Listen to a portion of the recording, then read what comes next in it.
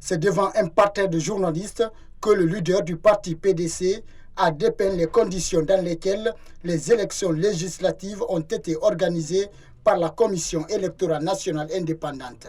Pour Mohamed Cissé, il faut un audit autour du parti au pouvoir, le RPG Arc-en-Ciel, pour connaître les manœuvres orchestrées par le parti vainqueur lors du double scrutin du 22 mars 2020. Déclassifions seulement les appels de Crédit Bangoura, Damaro, et puis Djané. Dès qu'on le fera, on comprendra tout de suite que oui, en réalité, ce n'est pas seulement ce qui s'est passé dans les urnes qu'on a répondu. Les députés qui sont là, ce n'est pas des députés qui ont été choisis dans les urnes, mais c'est juste une répartition qui a été effectuée en fonction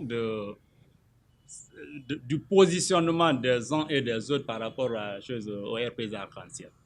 Donc le PDC n'étant pas inscrit dans cette logique, s'est retrouvé quand même hors de l'Assemblée. Le 18 octobre 2020, c'est la date choisie par la Commission électorale nationale indépendante pour organiser le premier tour des élections présidentielles. Une élection que compte participer le président du parti PDC. Mais ce projet que nous avons, nous ne sommes pas sûrs que quand nous allons mettre ça à la disposition du RPG Arc-en-Ciel ou de l'UFDG, qu'ils vont l'appliquer comme nous le voulons. Alors, pour mieux défendre, pour mettre en application ce projet-là, nous estimons que oui, nous pouvons faire ça mieux que quiconque. Alors, c'est pourquoi nous demandons au peuple de Guinée de nous faire confiance et nous porter à la magistrature suprême pour que nous puissions quand même exécuter comme nous voulons le projet que nous avons monté. C'est cela le problème. Le combat, ce n'est pas d'être président, mais que le Guinéen vive mieux. Et on peut le faire même si on n'est pas président de la République. Même en n'étant pas député aussi, on peut le faire.